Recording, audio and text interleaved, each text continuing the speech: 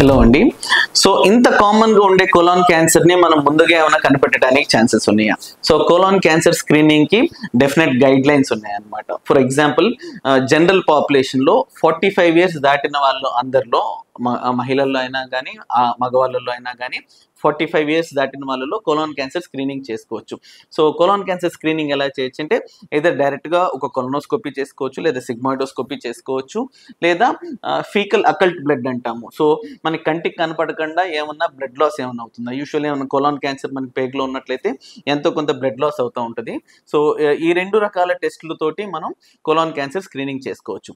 అప్పుడప్పుడు మనకి ఒకవేళ ఇంక్రీజ్డ్ రిస్క్ ఉందనుకోండి, ఫర్ ఎగ్జాంపుల్ మన ఫ్యామిలీ మెంబర్స్లో ఇంకెవరికన్నా కోలాన్ క్యాన్సర్ ఉంది, లేకపోతే ఒక పలానా పర్సన్కి ఇన్ఫ్లమేటరీ బౌల్ డిసీజ్ లాంటి ప్రీ డిస్పోజింగ్ కండిషన్స్ ఏమైనా ఉన్నాయనుకోండి, సో వీళ్ళల్లో 45 ఇయర్స్ కన్నా ముందుగానే 35 ఇయర్స్ నుంచే మనం కోలాన్ క్యాన్సర్కి స్క్రీనింగ్ చేసుకుంటే ఎర్లీ స్టేజెస్లో మనం కనుక్కొని దాన్ని కంప్లీట్గా క్యూర్ చేయడానికి ఛాన్సెస్ ఉంటాయి.